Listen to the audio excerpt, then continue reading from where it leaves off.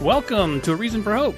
I am your co-host, Adrian Van Vactor. It's a pleasure to be here in studio with Pastor Peter Martin and Pastor Sean Richards. Hope you're doing well today, and we're so glad you've joined us. This is a weekday Bible Answer program from 5 to 6 p.m., and we are here to take your questions. We are live streaming right here from Tucson, Arizona, from Calvary Christian Fellowship. We are located in the west side of town, or the west side of Tucson, Arizona, and we've been doing this program for quite a long time, and up until recently it was always kind of a radio-type program, but over the last several years it's become more and more of a live stream, so we're so glad you were able to join us. If you have a question about the Bible, the Christian worldview, the meaning of faith, or how it's relevant to the Christian life, or to anyone's life, really, for that matter, please follow along with the program and give us your questions, and we'd be delighted to attempt to give you a reasonable answer that brings hope to your life. So if you want to engage with us, you may do so on Facebook. We live stream to Facebook and YouTube. Our Facebook handle is CCF Tucson, so if you go to facebook.com/@CCF Tucson, you can engage with us there. Just watch the live stream and leave your question in the comments section, and we will monitor that throughout the program. You can also follow along on YouTube, and if you happen to catch us on these social media platforms, please do us a favor, hit that subscribe button and hit that notification bell. We live stream not just this program every weekday from 5 to 6 p.m. Mountain Standard Time, but we also live stream all of our services. So if you're interested in hearing what our senior pastor is teaching currently, you can engage with us. Even if you're not a member of our church, we'd encourage you to go through the Bible as we do, verse by verse, chapter by chapter, book by book. And our YouTube handle for our YouTube channel is A Reason for Hope 546. So we encourage you to go there.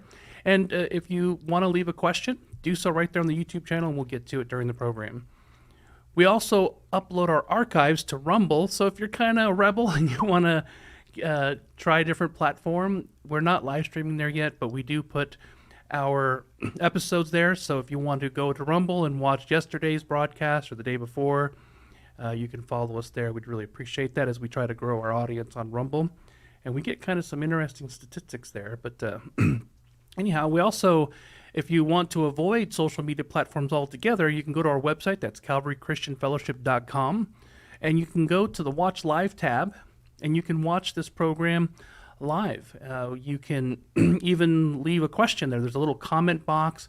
There's a little button you can hit for making a prayer request.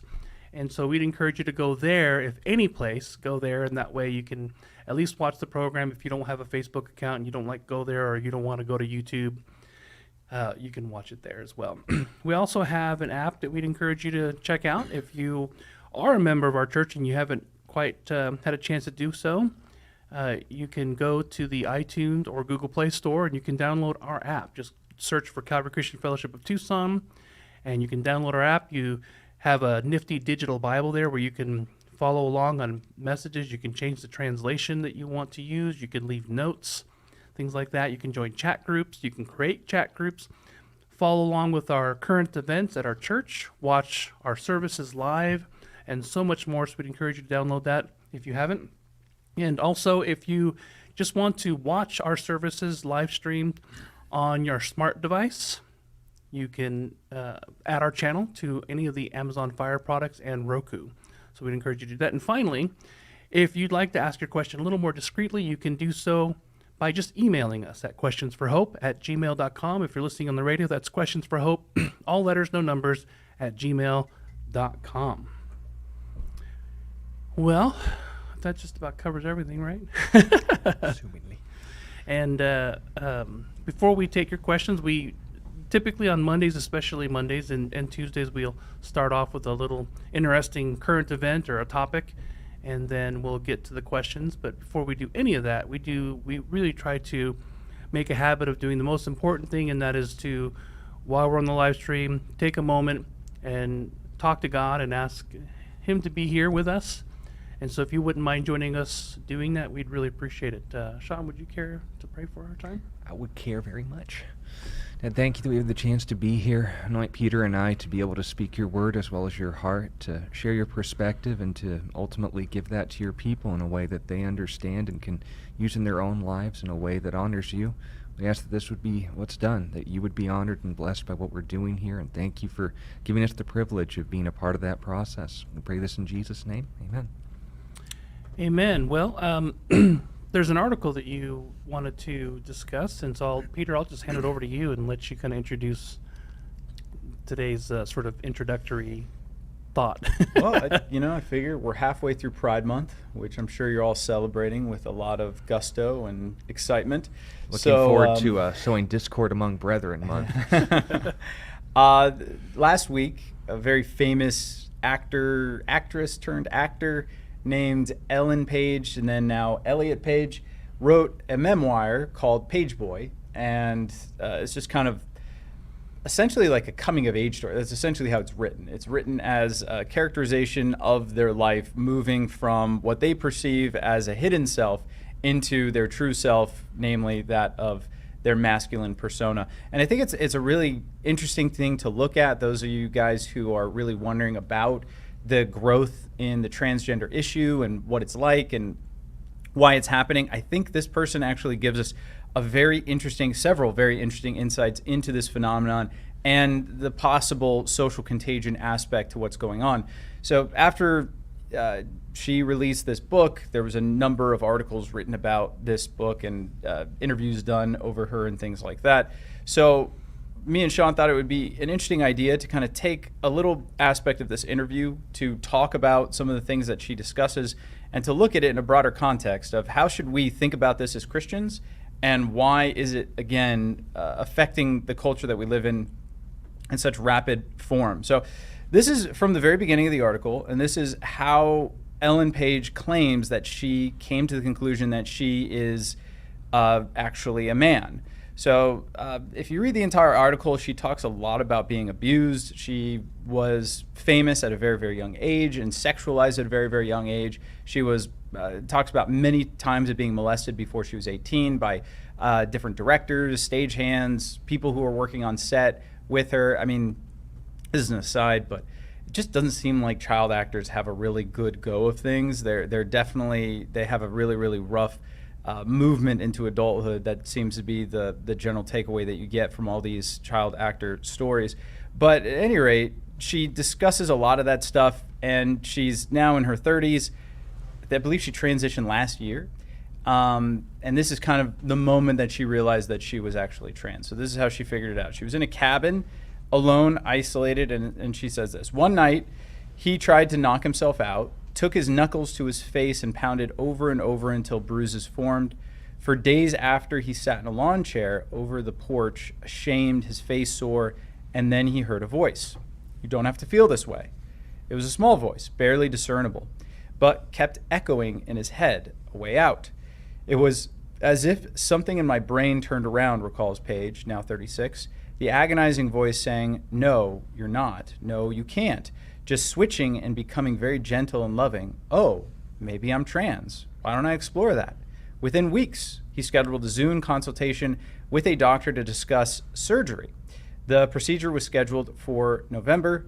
A month later, he announced to fans on Instagram who have known him since the release of Juna 13 years ago that his name was now Elliot. So you have a clearly very mentally disturbed individual who is committing self-harm in a cabin by themselves. Then they come to the conclusion after hearing a voice in their head that they are the opposite gender. And within weeks, they have a Zoom consultation. So they don't even see a doctor in person. They get a Zoom consultation and get a surgery where their breasts are going to be cut off within a month. So you do the math, about a month and a half from this realization, that's when it happens. Sean, what are your takeaways from that? Well, given personal struggles and everything else that this involves, obviously reading through the article and going through some of the more broader strokes of what this book is about, obviously you see that this is not the ideal situation for very long-term decisions to be made. And obviously one of the first arguments that are being made regarding this social movement isn't just the fact that kids are being targeted, but the fact that actors and actresses, people with a lot of influence, are showcasing this as, well, this is your ideal, someone who can just make this decision, have these procedures done on a whim, and that's ultimately what brings their life to stability and fruition. Also noting some similar, I guess, reports. I hesitate to give them validity because the individual is known to lie often for political and social expediency. But all that being said, I don't doubt all of her abuse stories, just the more recent ones. We have a mention of them hearing voices and that sort of influencing them to the sort of decisions that are being made. Now, for those of you listening at home who don't struggle with schizophrenia, what's basically happening there is dreams or rapid eye movement, the sort of audible and visual hallucinations that happen when you're sleeping, but when you're awake. Sometimes those manifest as nightmares, and you find people that are very unstable, very erratic. Other times you see people who, like myself, during the times of my formative years, I just thought that's what imagination meant. That when you're thinking out loud or you just have ideas, that they would manifest that way. And it wasn't until in my adolescent years when they got a bit more aggressive that I thought something might be wrong. For voices influencing decisions to be mentioned that late in the program also makes me very suspicious about this. But even if we're to grant everything, we need to take a note that a skewed view of reality is dictating decisions, and that in any context, in any culture, and in any format, or even leading to good conclusions, to take the side of those who are pro this sort of movement, is not the way you want to go when making any decision, good or bad. Now, if you're influenced, for example, off of what are little described more as dreams, that your brain's just processing different forms of stress and anxiety, funneling through emotions, basically just clearing the negative proteins out from your spinal column, that's not exactly what you call a stable grounding for your direction in life. But even taking a step back, even granting the fact that this is just that person's lived experience, to use their terms and so forth, you need to be very careful for this reason. Firstly, when it comes to a perspective of self-harm, a perspective of hearing voices, both of which that I share, I can say from experience, this is something that doesn't have to be succumbed to. Like any other human being, we have sources of stress. Some of us have them ingrained into our psyche because our brains happen to be a little bit narrower upon birth. Other people have difficult living situations, difficult financial situations, sources of constant stress. And in the case of this individual, they're making the point that I was able to alleviate the stress by making a decision regarding my body, that I would augment this surgery, I would go into basically this sort of direction in life, all well and good as far as the social climate that we're living in, the zeitgeist, if you want to use the fancy term. But when I go through those sort of experiences, for whatever reason, I can feel them, they pass, and I go on with my life.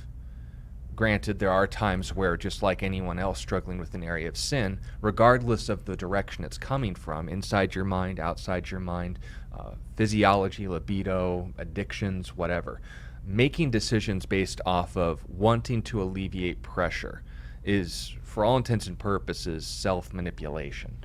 Doing what you think feels good rather than what is right. And if you let popular vote, if you let the decisions or examples of celebrities, or you let just the fact that you don't want to be stressed anymore, regardless if it's coming from voices, hallucinations, or just the realities of life, it's no different for someone who's mentally ill or from someone who is just in a position in life where they're experiencing this stress. You don't make decisions to alleviate pressure. You recognize the pressure and ask, okay, why is this happening? What can I do to, in light of this, make sound decisions that affect not just me, but other people around me in positive ways? Because being a celebrity, we affect more people than we realize. You both being parents, Adrian and Peter, you impact 3 and 2 more lives than I do on a very regular basis. But even then, the student ministry that I teach, I'm aware of that.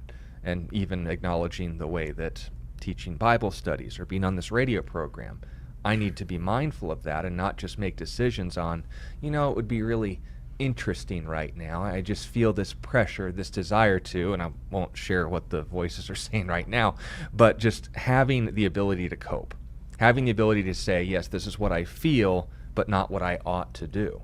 And that's a character trait, not a mental trait. I don't identify myself based on my schizophrenia or my struggles with self-harm. I acknowledge this is something wrong. This is something that impacts people other than me. And I, instead of giving into, in any context, what I feel, I ask what I ought, which you see throughout the memoir is not the highest priority. Right. No, and I really like what you're saying, because it's a really nuanced view. So I think some of the mistakes that Christians or people looking at this particular issue might make is to say that this is not real, right? These people are making it up. It's just kind of like a fashion accessory. It's just something going on that is fashionable right now. It's a fad. It's going to go away. What you're saying is that it's real in one sense, right? So they are undergoing extreme distress. They're just manifesting that distress in a really unhealthy way, and then it's further being exacerbated by social pressure. So the easiest way to understand it is if I were to put large amounts of pressure, kind of like what you're saying, the stress, right? If I were to put large amounts of pressure on, let's say, a window pane or something like that, where is it going to break? Well, it depends, but essentially where it's going to break is at the place of most fragility, right? Wherever it's most fragile, wherever it's thinned out, or wherever a crack has already formed, that's where it's going to break. That's how your mind is. You put your mind under enough stress, it will break, and it will break in the area that you are most fragile in.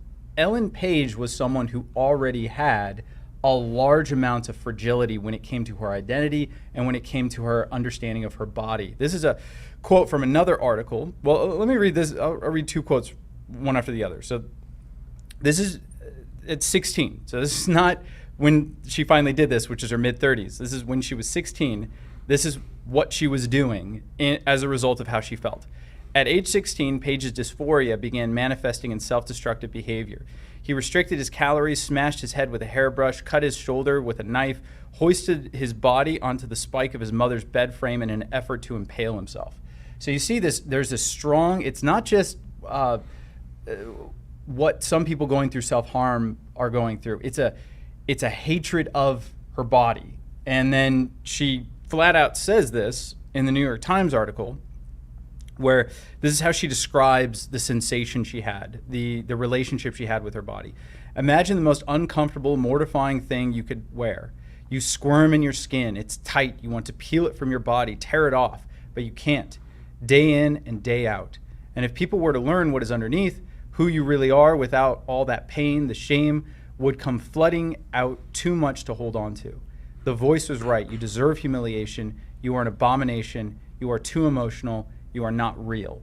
So you have essentially, again, this mention of a voice. And by the way, part of the way that it can manifest sometimes as schizophrenia is we all have a voice in our head. We all have something called an inner monologue.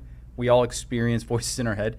The difference is that I immediately recognize and am at terms with the voices are in my head are me, right? I recognize that it's my voice. Someone who's schizophrenic doesn't always make that connection. It sounds like a foreign voice. It sounds like something alien that is talking to you. A lot of different things. Yeah. Right, and that's what's so distressing about it. So you see that possibly she has schizophrenia. Definitely she has some sort of a body dysmorphia. And as her stress levels go up and up and up throughout the course of her life, her psyche fragments, it fractures, it breaks, and it breaks at the center of her greatest insecurities, right? It breaks at the point of her greatest fragility. This is why a woman named Abigail Schreier, she wrote a book called Irreversible Damage, in which she details the large increase in young girls moving into the transgender movement. And prior to that, as Walt Heyer points out in his own book, right, a Christian who transitioned to be a woman and then transitioned back, prior to about 10 years ago, the vast majority of people who had gender dysphoria, this uncomfortability with their gender, were men. Now it's all of a sudden girls, lots and lots of girls. Why? because girls are very uncomfortable with their bodies, right? You are around any teenage girls, they have a lot of issues with their body. And as social pressure starts bearing down on them, bearing down on them, bearing down on them, their psyches begin to fragment, and they fragment at the point of greatest insecurity, which would be their bodies, right? Especially as their bodies begin to develop. A great uncomfortability can come about. Now, one of the things that's offered to young girls when they start feeling this discomfort is testosterone pills. And they say, well, just try it out. Maybe this is what's wrong with you. Try out this testosterone. Well, if you're a young man, what does testosterone do when it starts flooding through your body? It takes away anxiety. It makes you reckless. It makes you stupid. It makes you feel invincible. So these young girls who are struggling with massive amounts of insecurity about their bodies, they start intaking testosterone, and you know what happens to their mood? It goes up. They start feeling more confident. They stop feeling more comfortable. They stop experiencing so much anxiety. And the conclusion is, oh, I'm not a girl. I must be a boy. And so you see this person who's undergoing this deep, deep issue between their mind and their body, and starts to fragment in this really dramatic way. And as she begins to take all of her psychological issues and funnel them into this one blueprint, she begins to feel comfortable, because again, she's taking all these very difficult things. These things are hard to comprehend, hard to deal with, and she's instead ascribing it to one particular thing that could be solved through surgery, right? That's a much easier path forward than saying, hey, you got a lot of mental problems. You have a lot of past stuff in your life. You need to kind of work through that. You may have to struggle with this particular uncomfortability with your body, maybe for the rest of your life. You may have to struggle with the uncomfortability between your imagination and reality for the rest of your life. That's just something you might have to deal with. And that sounds a whole lot worse than someone saying, hey, get the surgery and then everything will be fine, right? You're going to feel great. And who doesn't want immediate relief when Scripture, bring that back to the focus of the show, addresses us and people at very serious times in their life where they're questioning not necessarily their physical identity, but their purpose. God addresses Jeremiah on an individual basis and says, what? If the footmen have wearied you, how will you contend against horses? I mean, you'd level that compared to most of what the self-affirming psychologists would say today, you'd say, that's hardly helpful, God. You're telling Jeremiah that it's going to get worse. How is that going to resolve the issue? And the answer is, it's not resolving anything, it's altering perspective. Instead of focusing on you, focus on me, because no human can contend with horses. Those things are designed to run. But God can get you to do the impossible. So if we ask the question, and this is true in, say, for instance, AA meetings where they have you focus on a higher power, when we encourage people who are struggling with anything in life, but this in particular, questioning your identity, a Christian's viewpoint isn't to say what makes me feel good, what makes me feel right with myself.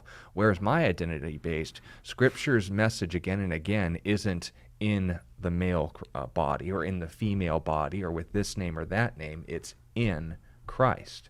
That your value, that your purpose is determined based off of who's placed value on you. That removes you from the abuse of those around you, the value that's been placed or removed in some cases, especially Ellen's, removed from you on the basis and acts of violence and abuse, but also, and even more importantly, in times of pleasure and of peace, but not knowing to what end. So when we're talking to people who are in this movement, obviously if they have a militant opposition to the gospel, the challenges need to be addressed, but the individuals still need to be loved. They still need the gospel, and that's what we all need to present ourselves available to do when the opportunity presents itself. Now our culture makes that dangerous, but we knew what we signed up for. So. Yeah, and I like the way you put it, because sometimes we could demonize the opposition, but it's very important to understand. It's like, what kind of person goes in and has their appendages cut off electively? Mm-hmm. Is it someone who is really, really happy and well-adjusted and malicious, or is it someone who is deeply in pain and discomfort, right? Or thinks there's an answer. Or thinks that and sees that as an answer. And interestingly, when you were talking, the passage that actually came to my mind was Ephesians chapter 5. Where Paul says, do not be drunk with wine in which is dissipation, but be filled with the Holy Spirit. So the kind of quick solution versus the long-term solution, because we know that the Spirit is the Spirit of truth, right? He enters into our lives and he convicts us of sin, right? He shows us what's wrong. So Paul is saying, yeah, you have these issues, you have these difficulties, and you could get drunk. That's great. That's a quick solution, quote unquote. But what does it really do? It covers over your difficulties for just as long as the substance lasts. But then what happens? You sober up. And then all the problems you were trying to mask with this particular substance are still there, right? And now you have the difficulty of also the hangover. So he's saying that that's just wisdom across the board. There are always going to be quick solutions to these more difficult problems. But what they actually do is they provide a cover for those problems that eventually will dissipate. Now, what Paul's saying is don't do that. Be filled with the Spirit. And there is a saying in AA circles, the truth will set you free, but first it's going to mess you up, right? Mm-hmm. And that's very true, right? So when God comes into your life, he's going to set you free. But in order to set you free, he first has to show you you're in bondage. He has to show you where the chains are, and he has to show you why you're in the position that you're in. And then he could start leading you out. And that's not always a fun process, but it's a necessary one. So when we come to God, right, when I'm counseling someone who might be struggling with this issue, it would be very easy for me to just say, hey, take this pill, go get this surgery. Then they're kind of out of my life and I don't have to worry about it. But to walk with someone through these really, really difficult emotional struggles that Ellen Page was going through, it's not an easy thing. And most people lose patience for something like that. Whenever someone comes forth with massive mental issues, I'll tell you, the first response of friends and family is always going to be understanding, comfort, and consolation, as long as you got good friends and family. But as the problem persists, that patience starts to dry up. And people start saying, are you really still struggling with this? Right? Why can't you get over this? And they get sick of it and they start pretending like you're making it up. You're manufacturing the issues or the difficulties. So you see someone like Ellen Page, who has struggled for so long, possibly received some amount of affirmation. It doesn't really sound like she has a lot of good friends or family members around her. She gets a lot of affirmation in the beginning. Then as the problem becomes more and more ingrained, that dries up. And then she's got to do something to get a lot of attention. And that's what this move does for her, right? Now she's got a book out. Now she's on talk shows and people are talking about her again, right? The relevancy has gone up. And perhaps people like this have confused affirmation and celebration for genuine love and affection. And they're not, right? So God, when he comes into your life, he actually loves you. And because he actually loves you, he will not affirm your delusions. He will not actually just rubber stamp everything you think about yourself. He will challenge you because that is what a real friend does. That's what a real loving person does. Yeah, like Romans 12, not only do we offer our bodies as a living sacrifice, but we are to think of ourselves, not to think of ourselves more highly than we ought to, but to think as to have sound judgment. So he's not saying don't think about yourself, just do it in accordance with reality, in accordance with truth. I mean, why is there an obsession with the gender aspect of these disorders? And to the point where when it comes to gender identity, we want to remove even the concept that it's any kind of disorder. You have all these different disorders. Talon brought up an example of someone who, perfectly healthy individual in North Carolina, believed that they were meant to be blind and then blinded themselves to affirm that identity. And now there is a move to kind of embrace, but when people hear the story, they think that it kind of shocks people. Whereas now with when it comes to gender transitions, it's becoming normal. So, for example, gender affirming healthcare saves lives. So why not affirm? But no one wants to take it to the logical conclusion of, well, then we should affirm all ideas. Anything any kind of self-perception, we ought to accommodate all of them. I believe that I should be on an NBA team or, my childhood sport, football. I am a All-American linebacker. That's my identity. So I think the Minnesota Vikings should take me on their team, and I don't have to be on the field as long as I'm on the team as an All-American linebacker. It's a really interesting question. So I have a theory, and I could actually back up this theory with a lot of research that I'm not going to get into right now because it would take too long. But let me just explain it this way. It began in the 1700s. There was a concept that we today call transhumanism. And the idea is that we can actually artificially evolve mankind to become essentially godlike, to become deified in some way. And technology, the scientific age is how we're going to do that, right? That was the idea.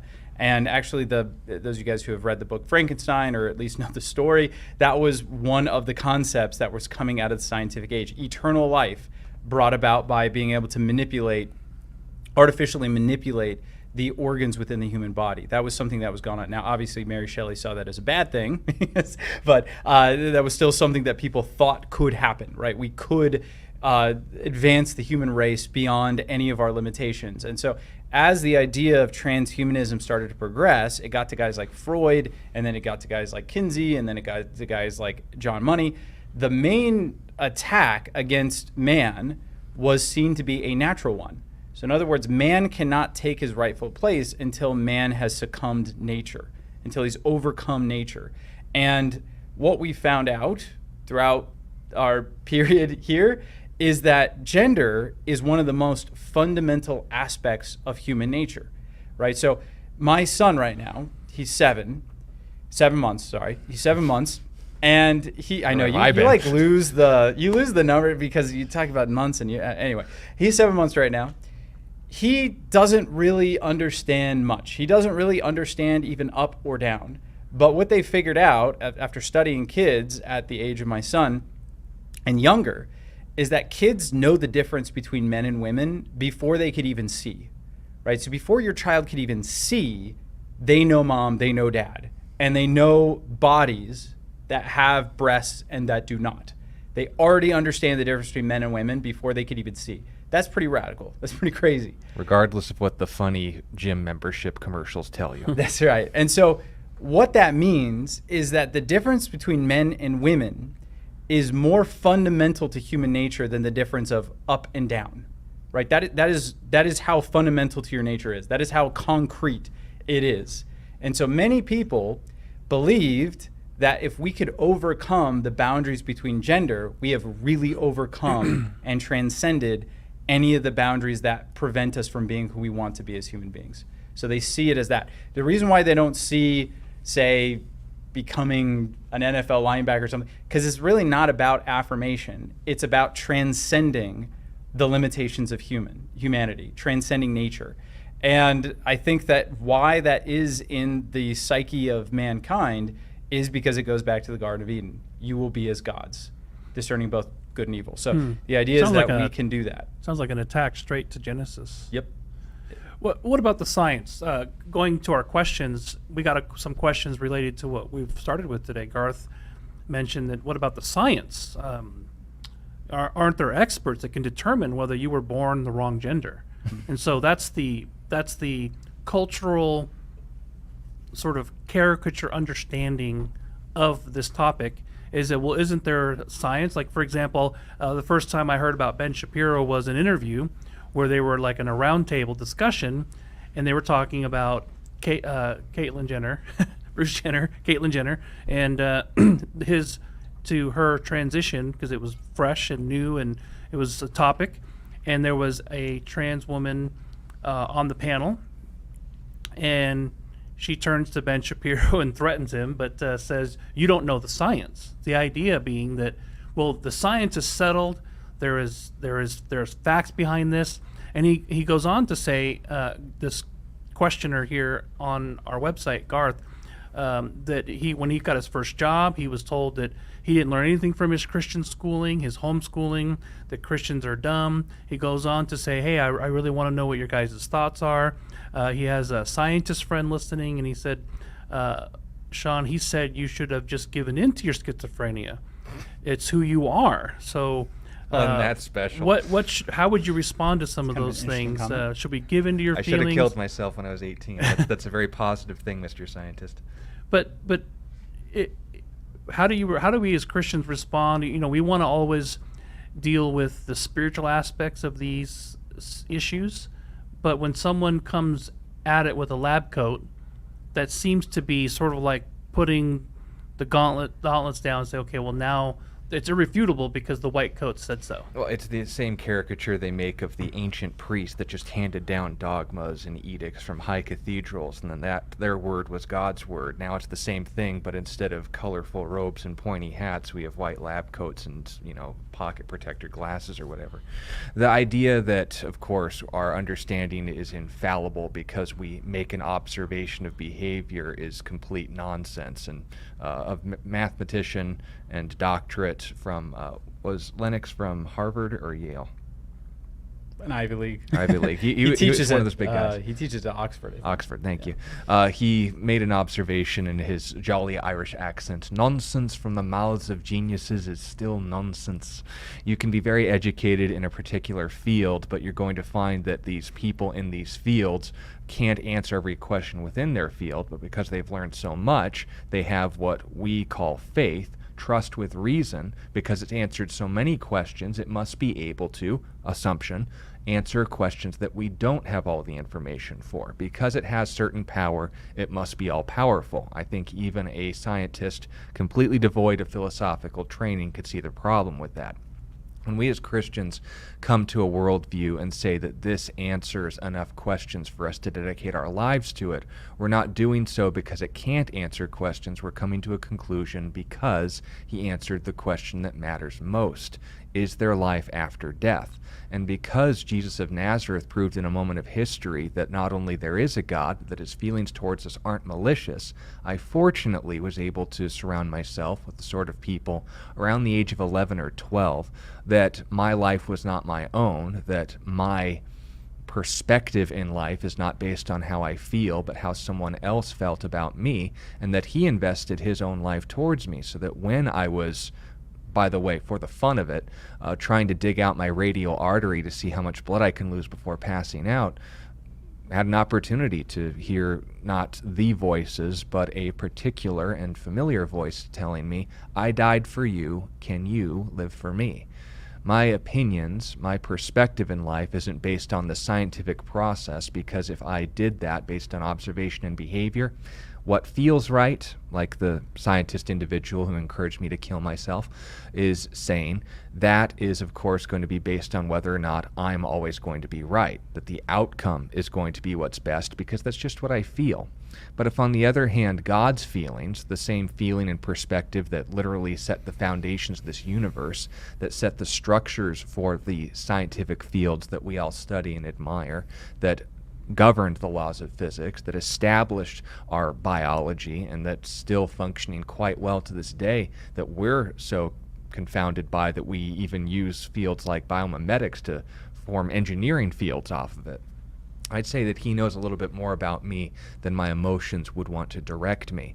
So once again, and for the third time, so that the point isn't lost, Mr. Who wants me to kill myself, we're talking about someone who gave his life for me, not someone who thinks they can give me my life by allowing the power to take it on a whim. I have to consider more than just what my feelings are. So if a scientist is capable of doing that, I'd love to meet him. But if on the other hand we're going to take explanatory power into perspective, an omnipresent, omnipotent, and omnibenevolent, being who knows the end from the beginning, who valued me when I was valueless, who loved me when I hated him, as Romans chapter 5 verses 6 through 8 notes, that puts into perspective a lot more than just what I feel on a whim. Now again, you may not have intended to call me to kill myself. I've been told worse today on the internet for a lot less. But the point being made is just that. Scientists can have opinions, but that doesn't make it authoritative. Scientists trust their fields, not because it answers every question, but it has answered a lot. Christians work the same way, but we have answered a lot more important questions, and those questions actually save lives. Yeah, so when we're talking about science, and I really like the question because it does bring up the idea of, is it possible for people who believe in some sort of an orthodoxy like Christians or other religious people to deny science? And the answer is, yeah, absolutely. It happens all the time, right? But as Sean said, it's also possible for people who are secular atheists to deny facts in relation to the experts that they hoist up above themselves, right? What we have to understand about science, and whenever someone prefaces the word science with the word the, I already know that we're in for some interesting dialogue because there's no such thing as the science, right? Science is a method in which we try to understand the physical world better. That's all it is. The guy who actually constructed the methodology of science, a guy named Sir Francis Bacon, was a Christian. In fact, in his book where he's talking about the scientific method, he says, a little science inclines a man to atheism, much science inclines him back to Christianity, right? So he believed that the scientific method was built on the foundation of the premises of the Christian faith, and it couldn't exist in any other worldview. This is why when they tried to teach the Chinese, when the missionaries went out to China around the time the scientific method was being developed, the methodology of science, they realized it didn't work in China, right? They didn't have the fundamental premises that we believe as Christians that allow for the scientific method to play out, right? That's problematic. And I'm not going to get into what all those premises are, but I encourage you to read his book, right? If you're into science, read Sir Francis Bacon. You'll like it. He actually does spell out the methodology and why he believes it and why he believes that Christianity is the only worldview that could produce it. But the other thing that is important to understand about this method is it's an unbiased method. It's just a way in which we investigate the physical world. And that means that somebody who is performing the methodology correctly, whether or not they have a degree after their name, it's not going to predispose them to be wrong. And vice versa, if someone does have a degree after their name, just because they have that degree, it doesn't predispose them to be right. You have to follow the methodology correctly. The other thing that Sean was getting at is that science has limitations, right? Again, science can only tell you what's going on in the physical world. It has nothing to say about metaphysics. Now, when we say something like, hasn't science told us that gender, that this person ought to be this gender? Well, you've already messed up. Because whenever you use the word ought, you have transcended science into metaphysics. You're no longer talking about physics anymore. Because you cannot, as David Hume, an atheist, said, you cannot derive an ought from an is. Just because you see something that is doesn't mean that you can infer some sort of an ethical framework. So if I say that person ought to be, that person who is biologically male ought to be a female, I have now gone past science. I am now speaking on a metaphysical level. I'm talking about the good. I'm no longer talking about the true. And it doesn't mean you're right or wrong by saying that, but what it does mean is you have now moved past science, and you have to acknowledge that. You're now in the realm of metaphysics. You're in the realm of philosophy. And when they say science, usually what it means is that people with genuine gender dysphoria or gender identity disorder, as it used to be called, have a higher suicidality rate than any other group in history. Yes, and when they are affirmed, as they say, through surgery and so on, and societally, that wanes, that they begin to stave off their suicidality, and that this is an improvement. And that alone, that data, is reason enough to affirm the good. And two things on that. Number one, even if that was true, that's still not a scientific preposition, right? You're still saying now it's a moral thing. Now it's still a moral thing. Yeah. Now You can't say the science is settled. No, there isn't, because you can't use purposive language. That's right. In naturalism, That's if right. if that's the world, and science can only deal with nature. That's right. So you can't use ought. That's right. I can. I could say we can do this thing, but I can't make any impositions of we should do this thing. That's again, you're now in metaphysics. You've transcended science, and you need to admit that. You need to say, okay, we're in philosophy.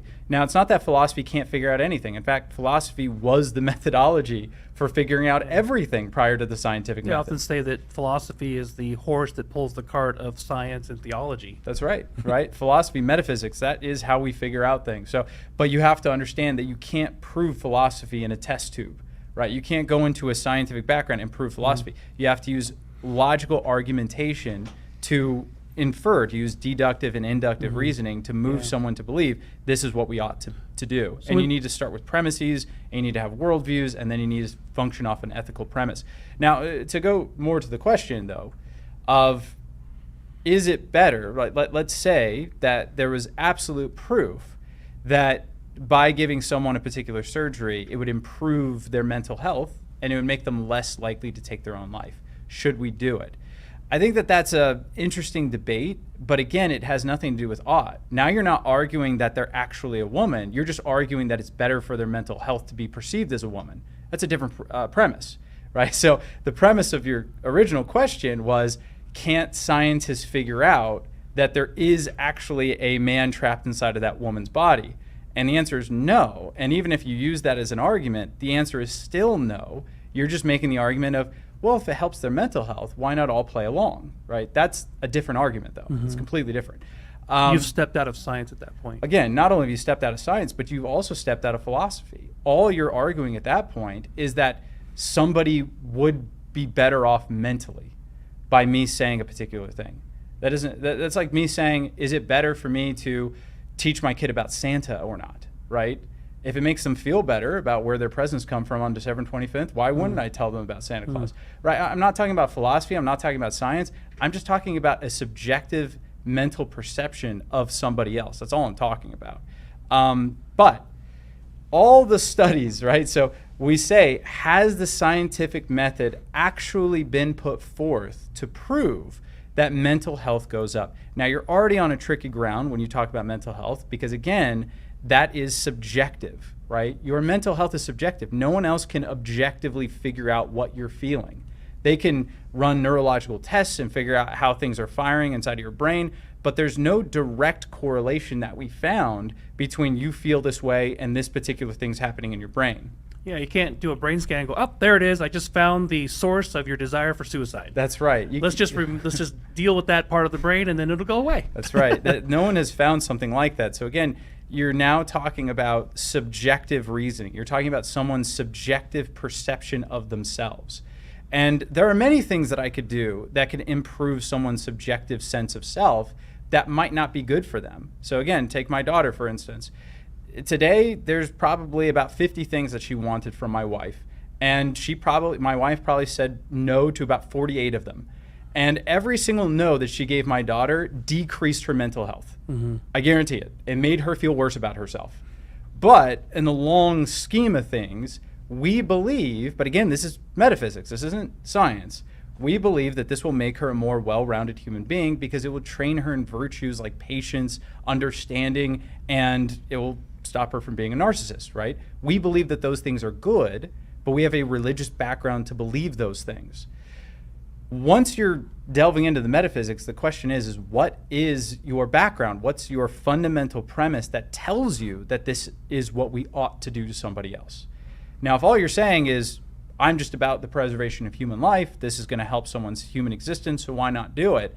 Well, again, the scientific method really hasn't been applied to this issue in the way that we need it. You would need a long-term study to see not only how these surgeries affect someone's body, but what kind of risks they incur by taking on these particular surgeries, which are extensive, by the way. And how that trauma alone affects your mental health. Exactly. And you would have to follow someone, a large group of people, for at least a decade, because some of the tests are coming. Again, we don't have any long-term tests, but even some of the studies that we've done, let's say they just released one less than a month ago, that found out, and this is the U.S. military, people who are using the hospitals on the bases around the country to get gender-affirming care, quote unquote, 40% detransitioned within the first 5 years.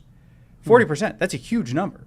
So if you're going to look at it and say, well, we might get it wrong 4 out of 10 times, and these are irreversible surgeries that you're doing to somebody, that's a big deal, right? That's something that, I mean, imagine for a second, if you go into the doctor and you're going to do a surgery, let's say it's knee surgery, and they're like, there's a 40% chance this will fail, and you're going to be worse off than when you started. How many of you would get that surgery, even if it would increase mobility within your knee? No way. Did they tell patients that? No. Again, with Ellen Page, she had a Zoom call. That was it. Even if you're going to get a knee surgery, you have an in-person consultation where they talk to you about what the risks are of the surgery. She had one Zoom call, and then within a month and a half of discovering her new gender identity, she got the surgery. That is malpractice if I've ever heard of it, right? There is no other procedure that is operated in that way using those methods. So already you see that there is an agenda, there is something that is being pushed, and that alone should make you skeptical of the research that's coming out about it. And again, most of the studies that we have do not have a control group. meaning that they don't have a group of people. By the way, what a control group would look like, none of them have this. What a control group would look like is, here's a group of people with gender dysphoria. We're going to take this segment of the population and we're going to try to treat it with purely psychological methods, not affirmation therapy, but actually trying to get someone comfortable in their biological gender. None of the studies do that. None of them. So that they don't even have a control group. So you're already going against sound science. They're equating that to conversion therapy. That's right. That's what makes this such a difficult issue, because it has been co-opted or brought into another movement that has also been equated to things as immutable as ethnicity or race. Yep. And so when you have done that, it adds all. I mean, if it was just a separate issue and a separate group of people, we probably wouldn't be even having this conversation. But because it's been lumped in to a movement that has talked about your sexual orientation and then comparing that to the, like I said, the immutability of race, to say, hey, it's no different than oppressing me because I'm Hispanic or African American or gay or straight or not and whatnot. Everything that's heterosexual is a part of this movement, including this particular issue, and that's what adds that's what makes it so much more difficult to talk about. Which is not how you get to conclusions that are productive, that you can't talk about them in a contrary manner. But going back to the questions. Yeah, my son has been having some stomach issues, and he tells me every day that ice cream and waffles make his stomach feel better. So should I believe? It reminds me of this passage in Proverbs 27, open rebuke is better than love carefully concealed. Faithful are the wounds of a friend, but the kisses of an enemy are deceitful. And that's really what we're doing when we're affirming. We're saying, yeah, I'll play along with your delusion, pointing out the fact that within 4 years after transitioning, suicidality returns almost to the same rate as it was before transitioning. I don't know if you knew that, but that's what we're seeing. And after 5 to 7 years, it goes up. And it goes up. So, wow. One last thing that I'll say before we move on to the next question is that, again, this all presupposes what is our premise, right? So as Christians, as Sean said, we believe in a God who created our bodies with intent and that we owe him something, right? So as Christians, we believe that we have gotten the breath of God that animates our being, that he loves us, that he created us with a purpose, and that is to reflect him and his invisible image to the visible created order. And that means that it's not just how do I feel, but it's how I ought to act in the given structures that God has presented me. God has placed me in a particular body, in a particular time, in a particular culture, in a particular country, with particular aspects, family of origin, language, all these things. I'm supposed to use all of them to glorify God, every single one of them. So again, it's not about how do I feel, it's how I ought to live in order to please my Creator. That's the premise I'm starting from. And yes, I could utilize science in order to inform those decisions, but I have to start from a premise, and people on the other side do too. Good stuff. Good conversation. Good discussion. Speaking of having this discussion, dealing with argumentation, two sides, etc. Sorry, I just bumped my mic. Una, I hope I said your name right. What does it mean that the weapons of our warfare are not carnal? That comes from 2 Corinthians chapter 10, one of my favorite passages. Yeah, we were talking about it yesterday. Yeah, we were. Yeah. Any thoughts? Shortest answer possible. It's saying that we don't win wars by fighting battles or expanding our borders like pagan religions would infer. It is noting that we win converts through arguments, through ideas. So starting in verse 3 and going to verse 6, he makes the point, though we walk according to the flesh, we're in a physical body, that's how we live, we do not war according to the flesh. For the weapons of our warfare, so distinct from the usual kind, are not carnal, meaning in flesh, but are mighty in God. So notice the source, in God, for pulling down strongholds. Oh, so we're only to attack buildings, not bodies. Note, strongholds, casting down arguments, and everything that exalts itself against the knowledge, notice the issue, of God, bringing every thought into captivity, so internal as well as external arguments, to the obedience of Christ, and being ready to punish all disobedience when your obedience is fulfilled. So it's an ethical system, not a militaristic one that any Christian that would say we're to conquer in the name of Christ missed the whole point of why Christ came. That's why, as you guys stated yesterday, if my kingdom were of this world, my followers would fight. Pilate concluded there was no fault in this guy because the only thing he was concerned about is, was there a threat of rebellion? Was there a physical, a carnal threat to Rome's authority over Judea? And as we see in Christian history, for 1,000 years, people got that idea. And the only times where actual crusades were fought was because Muslims were desecrating shrines. The only stable, unifying government in Europe at the time was under the name of the church, and they had to play both hats, and it did not work out that well. But you want more information on the Crusades, let us know. As far as that passage goes, that's the only point. We fight with ideas, not with our fists. That's why Paul spent all his time arguing with Jews in the synagogues. He sat and tried to persuade them that Christianity was true, that Jesus was the Christ. Good stuff. Well, speaking of the science, Neil wants to know, William Lane Craig attacks Christians who support a young Earth model.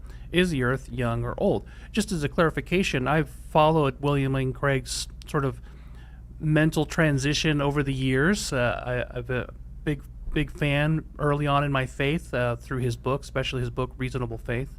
And I wouldn't say he attacks. In fact, he often would say in his earlier classes that the young Earth model is a very viable model. Only recently has he put out his study on Genesis and came up with what he calls the mytho-history view of the book of Genesis. But that's a separate subject. But just to say that I don't think he would attack those who hold the young Earth model. He would say it's a viable translation or interpretation of Genesis, but he goes with what's called the science. He would say that secular Craig has attacked Christians for believing in a pre-tribulation rapture. William Lane Craig has attacked Christians for believing in the flood of Noah as a literal flood, and frankly, I see that in light of all these things, it comes from your assumptions about the Bible.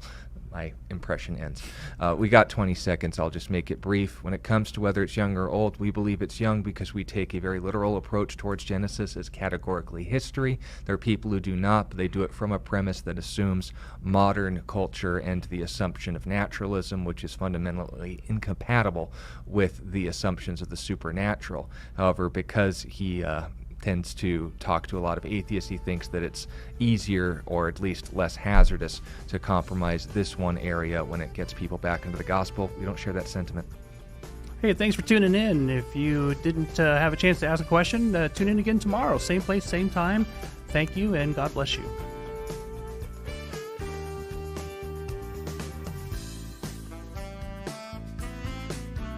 You've been listening to A Reason for Hope. Thank you again for joining us as we continue our journey through God's Word, one question of the heart at a time. Until we meet again, we would love to connect with you. You can text or email your questions to questionsforhope@gmail.com. You can also find out more about our ministry at calvarychristianfellowship.com. And be sure to join us next time on A Reason for Hope.